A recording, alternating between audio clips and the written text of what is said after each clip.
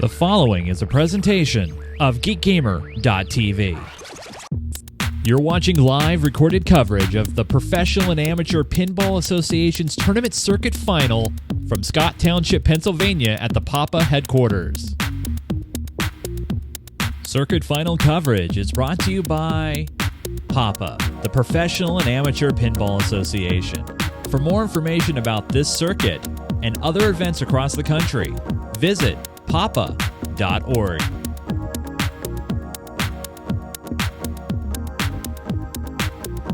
With 2 rounds to go here in the endurance phase of the PAPA Circuit Final, we welcome Trent Augenstein to the group. Also with him, Joshua Henderson, Stephen Bowden, and Daniele Acciari. We're going back to an old favorite, Iron Man. Left until we get to the marathon phase, where we play all the way across the entire bank of games with the 4-2-1 PAPA format, and then the winner of that will head into the finals, or will win the whole thing. And what do they win? What do they win, Johnny? Bowen, what do they win? They win. They win that cool-ass belt, which we need to bring over here again. But they also win $2,500 cash, plus all of the $100 bills they may have picked up along the way. Those games in the final round will still be played for $100 per game. So the winner of each game will pick up an extra Benjamin. Maybe Acciari will win all 7 at this pace. He just won another 100. That was his 4th win, I think. I think so. And he's survived. I've lost count. I think he has survived 14 rounds. It's Can we get somebody unbelievable. We need somebody to change that overhead. Which one needs changing? We're on Ollie right now. It's the shot. Yeah, so I was about to suggest that actually not all 7 games would necessarily be played in the final round, and I was wrong, because it's not match play. This is That's a right. 4-player kind of. It's a gauntlet. Gauntlet, yeah, exactly. So, guys, the question I'm thinking right now. Yeah. Does order? Zach is going to have top choice. Does the order of the games really matter, knowing you're going to be playing all of them anyway? You mean which game do you play first? First, if you're going to play them all, I think it does. I don't think so. I would. This is exactly what I wanted to hear because guess what? I didn't think so either, Greg. And then I thought of something. Maybe you want to play a game like Jungle Queen first. Get the less controllable ones out of the way. See where you're sitting, versus having it last and kind of relying on this better work out for me. What do you think? I don't know. I think you're thinking about it too much at that point. I mean, you gotta play every game. You gotta play them well. I mean, the only thing that I can think of is that I might want to get Demolition Man last, because moving from a wide body to a slim game can be a real weird adjustment sometimes. All right. So we're getting ready here. We're going in. Wow, that Iron Man is Iron Man? blue. Yeah, it's well. What happens is that camera, when it switches, that camera itself needs to be re-white balanced. Oh, okay. So can't do anything about it here. That's what happens when you change quickly. So we're going to play Iron Man. Typically, their strategy on this is going to be shoot the loops to spell monger. Shoot the loop. Shoot the loops to spell monger. Shoot at the monger to spell monger again, and start multi-ball and shoot the monger again to score jackpots. So this time I know we have Josh Henderson survived, who picked the game last time. We still have Shawn Michaels. We have Stephen Bowden, I believe. That's right. And our new player is Trent Augenstein. It is Trent. So Trent.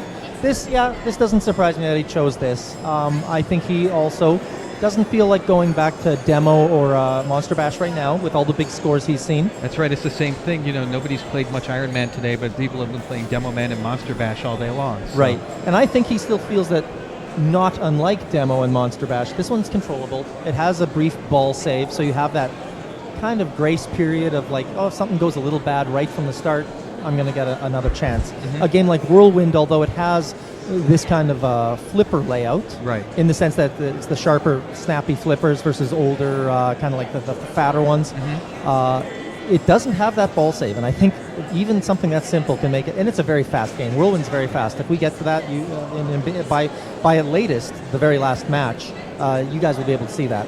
Also, playing a Whirlwind cold Oh. You know, if you don't have a real good handle on the feed for that side ramp, you're getting nothing done. And I mean, because that side ramp is the whole game. It really is. And that feed for that, it's like really different between games. You know, it's not always on the same spot, and the ball, and you don't get, you know, because it's a side shot, the ball doesn't come in very controlled or predictably. So. I want to mention something that we haven't seen at all during this whole from 9:30 this morning. It's 4:30 Eastern time. Are you kidding? We have. I swear I just looked and it was 2:30. We have not seen Whirlwind at all. That's right. Wow. Why do you think that is, gentlemen? I think Greg's right on it right now. You just what he said is the exact reason. Yeah.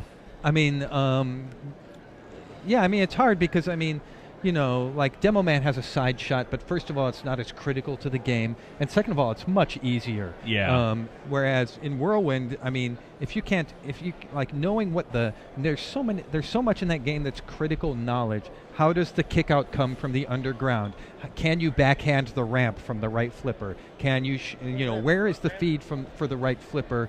For the left ramp off the right flipper. That stuff is just all tough. Oh, Trent's coming up right now. Trent walks up to Iron Man and plunges it off, and we're off and underway. That's right. Nice live Look catch. Look at that live catch. And we're right off the bat. We are going to be seeing a lot of live catches here. Trent's first flip of the day. Perfect live catch. Yeah, perfect. What the heck? It's like he's been doing that for hours. For a long time. Yeah. Amazing. I mean, and you know, with all of the players shooting loops in this game, we're going to be seeing a lot of live catches. Yeah.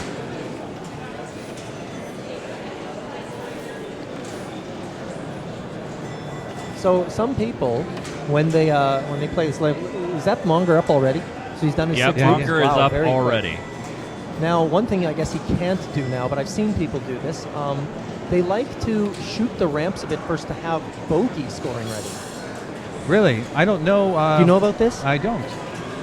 Yeah, you shoot the ramps a bunch so that just before the multi-ball starts, you can turn on this scoring called bogey, where all ramps and loops are worth about $1 million each, I believe. Okay. Yeah, bogey starts at 500,000 and increases per shot. Personally, I feel like bogey and Monger don't work together. I would rather do them separately. And the reason is that during the Monger round, your goal is to shoot the spinners and the Monger. Your goal is not to shoot ramps. In fact, the Monger blocks a ramp. So if the Monger's up, you have less opportunity to score bogey points.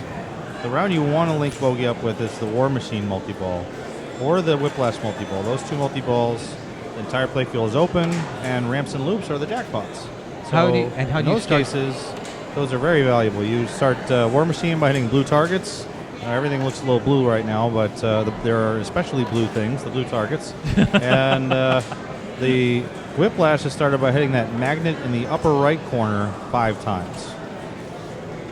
All right.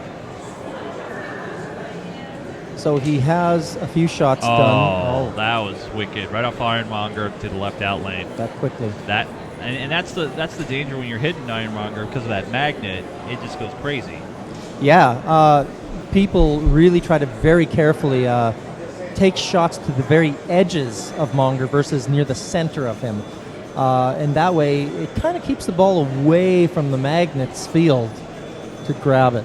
That's right. You tend to glance off the side because that magnet can be really randomizing to everything. Some people suggest that sometimes shooting at the magnet will not only that, it can grab the ball and hit the Monger a second time, though, but it doesn't always throw it upwards, maybe straight downwards through your flipper. So I don't know about that. It's quite risky. So we've got Steve Bowden heading up here, and I imagine we'll be seeing more of the same. You can see this game does start with M and O spotted. Oh, so that's why it was up so quick. That's why Trent got Monger finished so fast. Yeah, I was really surprised. Yeah. And so, yeah, Bowen was quite right. I agree with him about using the bogey strategy I was talking about with a multi-ball that does not block. Wow, already a tilt warning right there. Yeah, but I'm surprised he only got one danger out of that, to be honest. Yeah, I didn't see it played earlier, so I'm not quite sure how tilty it is, but it did seem to be quite a shove. Yeah. So one more shot for Monger, and the Monger is up. And so now he needs to hit it 6 times, and that's exactly what we were talking about with that magnet. Yeah. If you glance it off the side of the monger, you'll get credit for it, but you won't trigger the magnet, and so you'll get a much more controlled shot out of it. Mm-hmm. Much safer. And here comes the kid, Josh Henderson, 16 years old. He started playing in tournaments when he was like 11 or something. Yeah. And he was very good right out of the bat. And it's hard to believe that. I mean, with every year him doing so well, that even this last year was definitely his biggest. He had a big finish at Papa. I believe he got second. Yeah. I'm not 100% sure if that's accurate. I'm pretty sure it is. He's won some other big tournaments in between, and you just watch. You're going to see great play from him. Yeah, I think he's been making more of an effort to travel to more tournaments too, in order to get his circuit score up. So. And of course, when you're really young too. I mean, to be completely honest, I mean, in the early days, it was very trying on him when he didn't do as well as he wanted to do. Sure. Even at our best, as most of us are adults, when you lose, you have to really kind of just reflect and say, okay, it's okay. These things happen, and when you're a young guy playing, you're just thinking, there's another drain. But look at this. He worked on the ramps for a bit, so he did. He's trying to, I think, work towards that bogey. We'll have to see how that works out. And finally, our marathon man, Danieli, he's back again. This must be his 15th match of the day.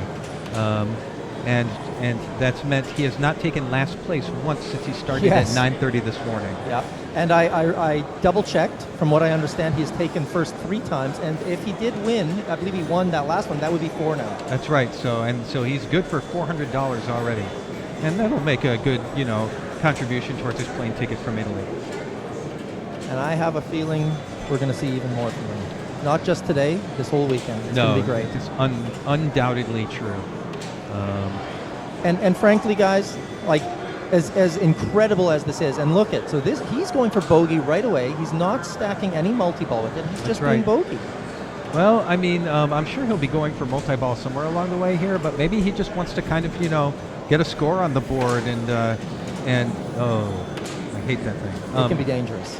He just wants to get a score on the board and get some points going, I mean, this means that he's not in any real threat at the moment anyways of getting last. And look, he's pulled into first. And he has lots of time left on bogey. There's 30 seconds. I'm having a feeling that the shot that you people at home saw that suddenly fired the ball like rocket speed. Oh, that's rough. Straight after. But HBK is still in the lead. Yeah, with a great score too. Wow. For this is nice, being in 4th place and having the highest score so far, even if it's 1 ball. And not even having gotten a multi-ball yet. I mean, exactly. To me, when I'm playing, even if it's like all 4 of us are like crap and we're low scoring, if I'm in the lead, I'm still feeling I'll okay. take it. Yeah, absolutely. Yep. It's a wash. Yeah. Yep. Yep. Because on all equal footing, you're in the lead. Doesn't matter. Yep. Wow. Oh, look at that. Very well done. And he's hitting those center monger shots. It's like, it's okay. He got him. Oh, the player. So Trent's... look at that Lazarus there. Trent's nickname is the player because for years when he first started playing, he had a baseball cap for the movie The Player with the logo on it. He always used to wear it everywhere.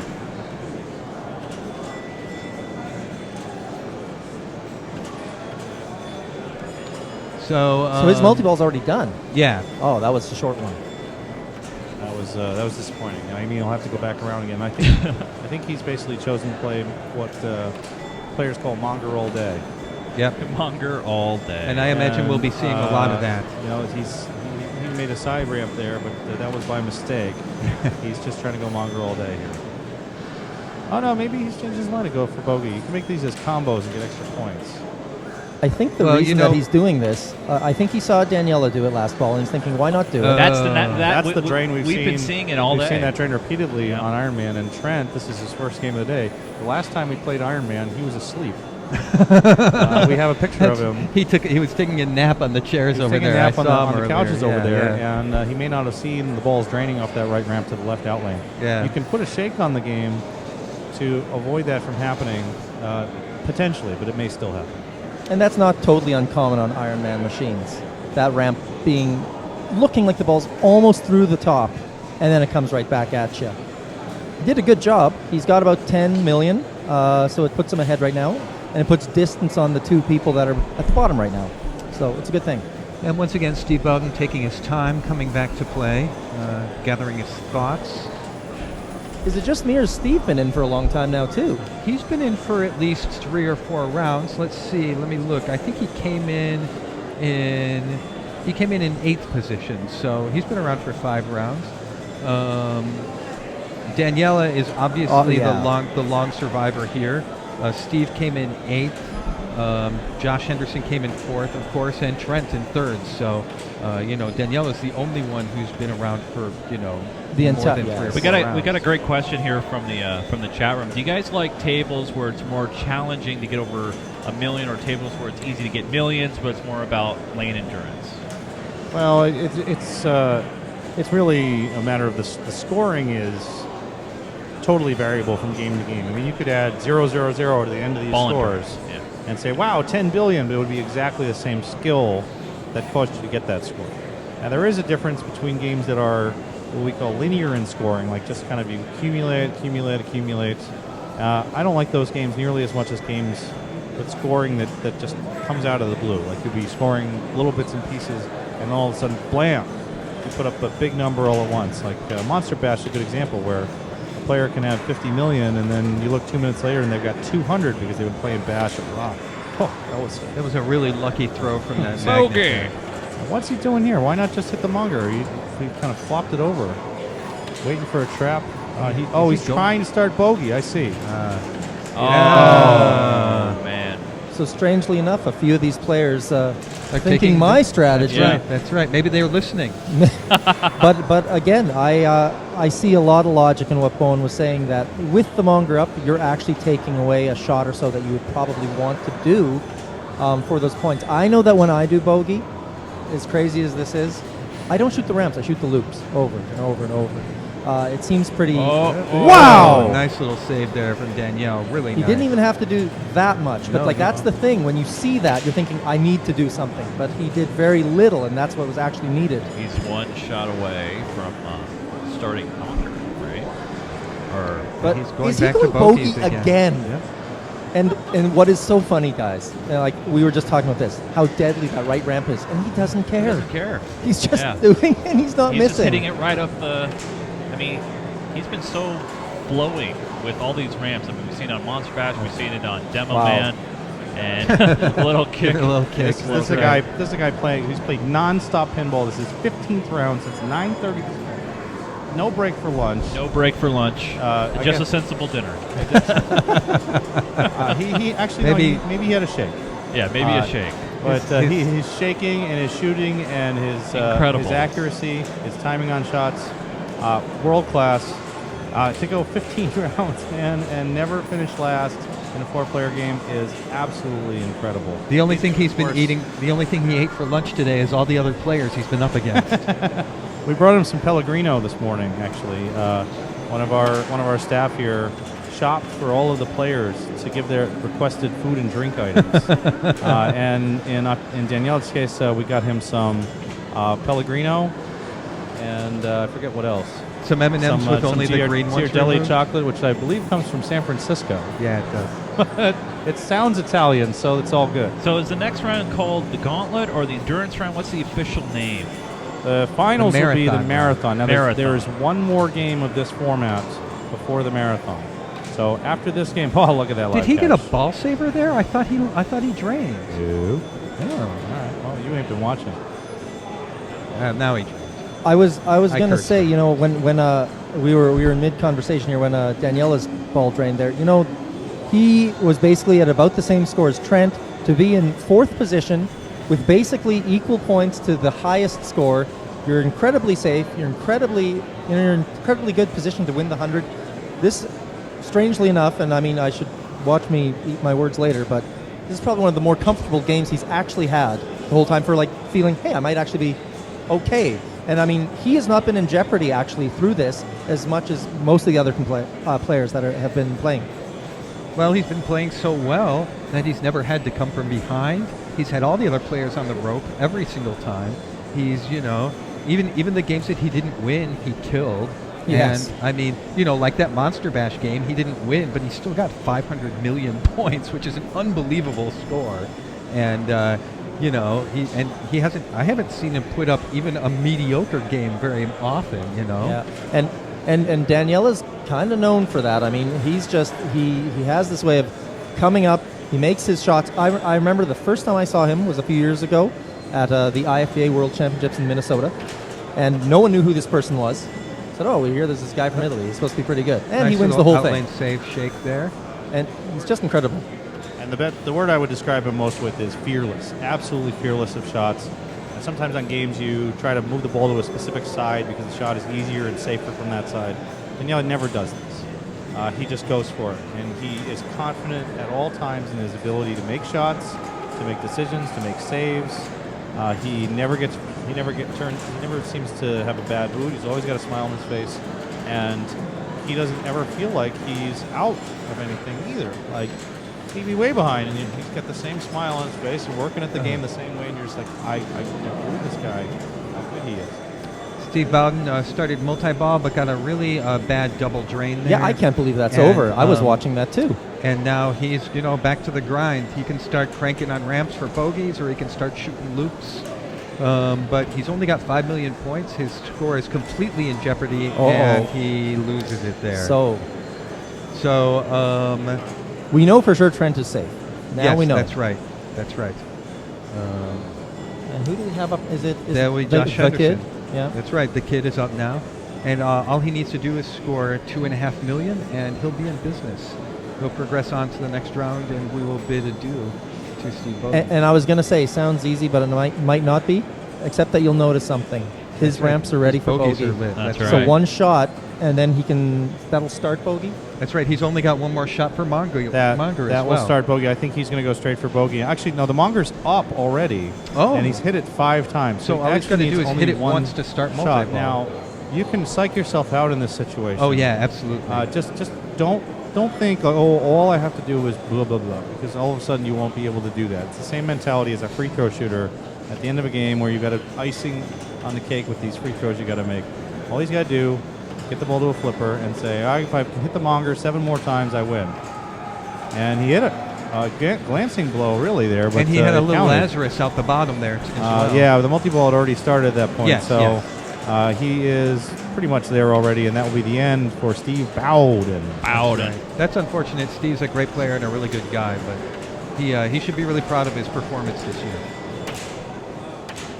So just incredible play. Oh, and that's that. But he is still in it. Secure. Good enough. All he needed. So Daniele, the Iron Man, still in it right now, and Daniele looking at another $100 if he can pull off another 6 million. And does he get that back? He gets it back. Wow. The extra ball eye is a little bit cut off on the video. But yeah, right now. No more ball save at this point. That's right. Daniele trying for $100. He's got one more shot to get the Monger up, and only a couple more shots to get bogey again. And so, if he can get 6 more million, and there's one of them, and one more, and he's got bogey. He's got bogey. All right, here he goes, and he's shooting for iron. Is he shooting for iron marker there? No, he was shooting for bogey, which he just started. All right, and. He's got 12 now. He needs 4 more millions to gain himself another Ben Franklin. Also looks like his is that what's lit over there? One more shot to get the Monger up, and there it is. So he's got the Monger up, but also looks like he's got a multi-ball ready over there. What's that target? Escapes me off the top of my head. Is it the War Machine one? Yeah, War Machine looks like it. Yeah, it's strobing right now, which means it's ready. So I'm wondering if he's trying to sneak that off in there. He may be. I mean, he's got bogey, but unfortunately, I think he is because he's hitting that left target there. Right, I think he's trying to go for that multi-ball. So he got 2.3 million out of bogey. He's really close here. Yeah, he is. And the bonuses are not big. So That's right. He really needs to score it now. He's got about $1.5 million to go. Yeah, he's going for that shot. Yeah. Oh, he just missed it there. Oh boy. Really close. 1.7 million for another $100. Oh, he bricked it out. Yeah. What was All right, and he's another 3 Monger. shots away from Monger. That's right. And 2 shots now. I wonder if he'll just go for Monger. Yeah. Oh, man, that is dangerous. Oh, power in lane. One more. Oh, and he there gets it the is. feed. Yeah, multi-ball. Wow. And now he's going to earn himself undoubtedly. And Another. there it is. It's and, done. And now it's it's don't tell. And he's done it. He's gotten. Can you believe this, Eden? Can you believe this? No, I just. This is incredible. No, wait a second. I kind of do. Oh wait, and yes. I kind of don't. Yeah, You know, it's like we've seen it before. Yeah, We've it's like seen this before. like. I think I made a post on Facebook like a week ago when I saw a picture of him winning Michigan. So wait, I'm is this the Iron Man winning Iron Man? It looks this way now. I think that's what we have here. Like, can't this guy lose? I'm glad he can. He's amazing. He has been. I mean, his endurance today. You guys, listen. If you're just tuning in, this is incredible. This guy right here, Danieli, he has been playing since 9:30 a.m. Eastern time this morning. Right now it's 4:45 Eastern. He's been literally playing for almost 7 hours, 8 hours. My math's not quick right now. Are you kidding me? It is. No, It's it's 8 7 hours. 8 hours. This is incredible. Incredible stuff. And that he we're doesn't seeing even from have to be playing now. If I No. was him, I would just walk away from No, it. no. I but actually, you know what? I think he wants to get shots dialed in. Yeah, I guess you're probably right. He wants some practice. But you know, we might hear Bowen jump on the PA saying, "You can leave now and quit." Danielle has left the building. Yes. Unbelievable. Look at him. He was able to get the War Machine multi-ball going. Yeah. And right now, he's just doing a phenomenal job. And you know, it's interesting because he came in at 20th seed, but that's really deceptive because it's very deceptive. The fact is that most of the circuit games our circuit tournaments are in the U.S. and so for him to actually get to them, he's probably only in. He's the only international player. That's right. Or I should say, player outside of the U.S. North America. Yeah. Because Adam Becker was in. Very great, nice. great ball. Let me go to grab an interview here with. So as Eden goes and grabs Bowden here, I gotta say, just phenomenal play by Danieli. Just something that you don't get to see every day. And now we're going to jump over to Mr. Bowen. Oh, I'm sorry. To Mr. Eden Stam. Mr. Eden Stam. Eden's got somebody there. Yeah, Steve's here. The run is over. You did great. You won a huge Monster Bash earlier. Even though another guy put up a grand champion as well, you were the grand champion. Iron Man here. You comfortable with the game in general? I do like the game. It's a high pressure game. I mean, it's a simple game, but it's still every shot has so much pressure on it. If you miss, you pay, as you see by my last shot there. I was trying to go for the ramp to see if I can do what everyone else was doing, and I was way too early and caught a drone target and paid for it. But I'll remember that Monster Bash game for a long time. I have a feeling everyone in the building will, because they'll keep seeing your score there every time they go to check it out. Now they're already starting the next game. So with Iron Man here, you were comfortable with it. Did you, when you were down and you knew it was like ball 3, did you change any approach, or did you just know exactly what you needed to do? I knew what I needed to do. I knew my problem was I did not do well in Monger multi-ball. I needed to, I had a really bad error where the 2 balls drained at just about the same time. And once that happened, I said, okay, I need to find something else to build up. And it was, I had not done bogey at all. So I figured, okay, it looks friendly. And so I tried that, and it didn't work out. All right, well, thanks for playing. You got sixth, I believe, today. Round number 14 comes to a close with Daniele Acciari with a walk-off victory and $100. We see the departure of Stephen Bowden. However, Trent Augenstein and Joshua Henderson move on to the 15th and final round of the endurance phase here at the Papa Circuit Final 2012. Keep it right here on YouTube, GeekGamer.tv, and Papa.org for the latest from Scott Township, Pennsylvania.